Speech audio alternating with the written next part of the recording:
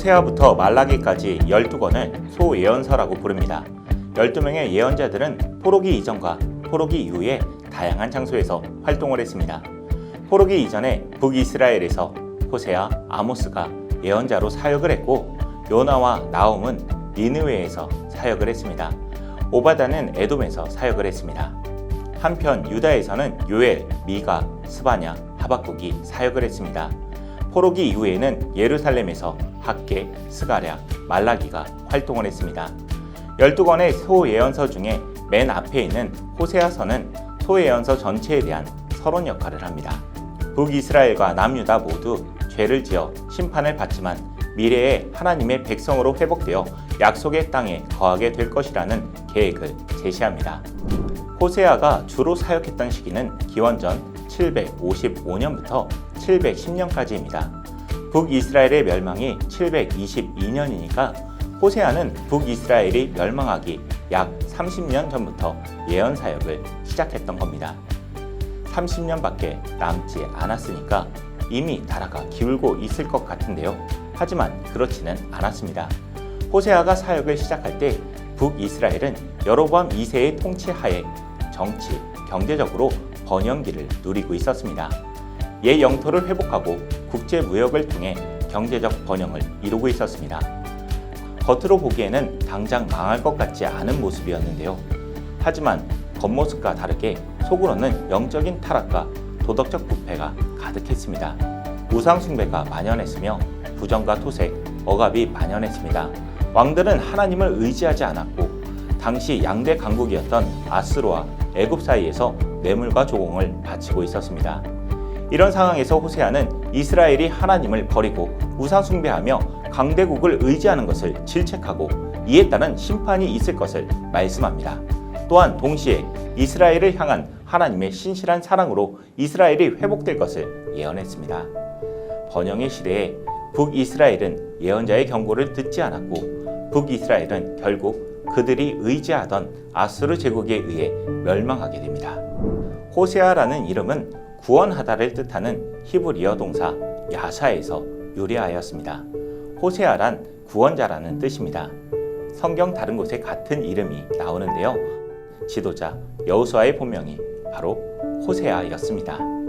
모세가 호세아를 여호수아라고 불렀는데요. 여호수아는 여호와는 구원이시다라는 뜻입니다. 또 여호수아를 헬라어로 번역한 말이 이에수스인데요. 이에수스, 바로 우리가 믿는 예수님의 이름입니다.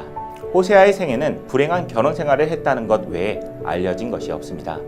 북이스라엘의 마지막 6왕의 통치 시기는 매우 짧았습니다.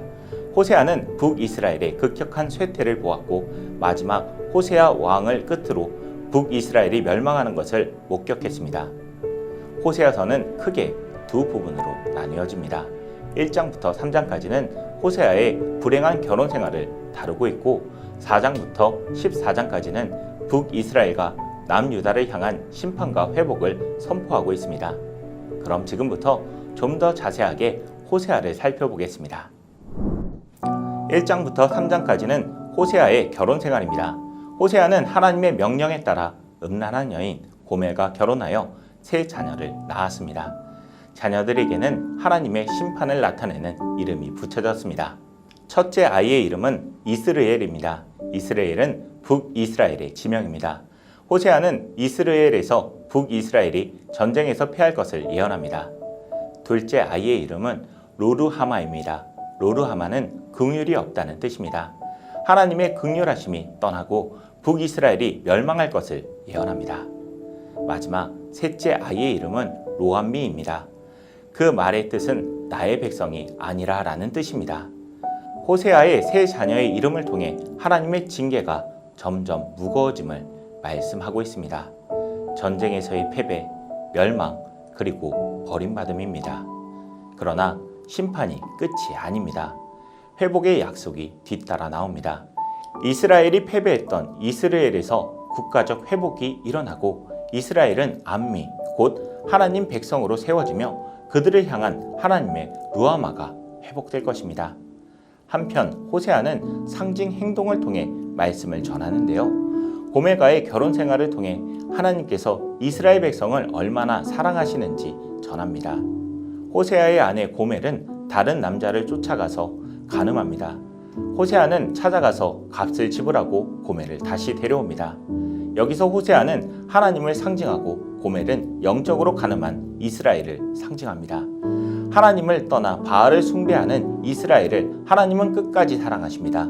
끝까지 따라가서 데려오십니다. 특별히 호세아가 고멜을 데려오기 위해 지불한 금액이 은 15개와 보리 한 호멜 반인데, 여기서 보리 한 호멜 반은 은 15과 같은 가치를 가지고 있습니다. 총 은 30을 주고 고멜을 데려온 셈인데, 이것은 예수님의 십자가 사건을 예표하고 있습니다. 예수님은 은 30에 팔리셔서 십자가에 달려 죽으심으로 자기 백성을 구원하십니다. 4장부터 호세아는 직접 하나님의 말씀을 선포합니다. 호세아는 이스라엘이 죄를 짓는 가장 큰 원인이 하나님을 아는 지식이 없는 데 있다고 말합니다. 알다는 말의 히브리어는 야다인데, 야다라는 말은 머릿속 지식으로 아는 것이 아니라 인격적 관계를 통해 아는 것을 의미합니다. 어떤 사람에 대해 책으로 아는 것과 실제로 경험을 통해 그 사람을 아는 것은 차이가 있습니다. 하나님은 이스라엘 백성들이 하나님과의 인격적 관계를 통해 하나님을 알기 원하시는 겁니다. 호세아는 이렇게 말합니다. 우리가 여호와를 알자. 힘써 여호와를 알자. 그의 나타나심은 새벽빛같이 어김없나니 비와 같이 땅을 적시는 늦은 비와 같이 우리에게 임하시리라 하니라.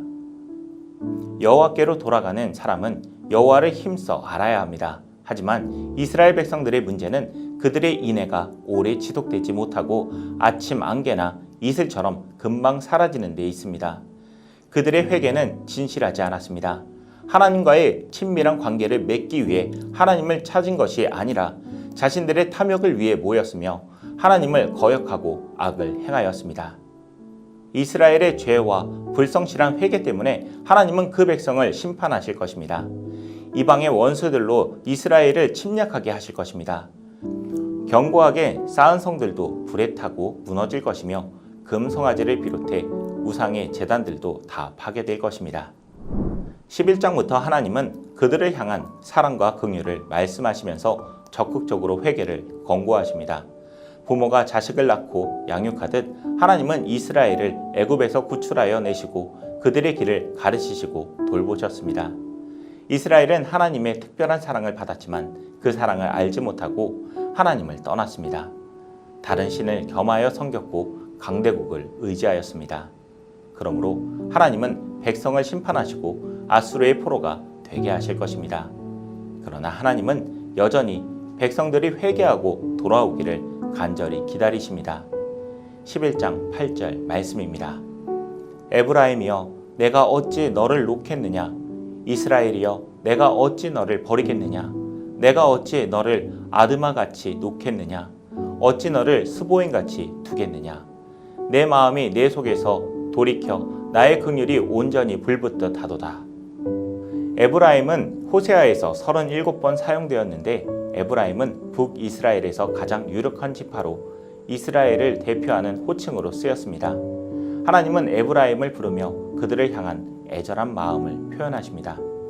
호세아는 마지막 14장에서 백성들에게 여호와께로 돌아올 것을 호소하며 하나님께서 그들을 고치실 것이라는 약속의 말씀을 전합니다. 과연 하나님의 백성들은 하나님께로 돌아올 수 있을까요? 호세아는 이스라엘 백성들뿐 아니라 호세아서를 읽는 모든 독자에게 이렇게 도전합니다. 호세아서 마지막 절입니다. 누가 지혜가 있어 이런 일을 깨달으며 누가 총명이 있어 이런 일을 알겠느냐. 여호와의 도는 정직하니 의인은 그 길로 다니거니와 그러나 죄인은 그 길에 걸려 넘어지리라. 호세아서를 더 자세하게 알고 싶으시다면 레츠 통독 호세아 편을 누르고 호세아 전체를 직접 읽어보시기 바랍니다.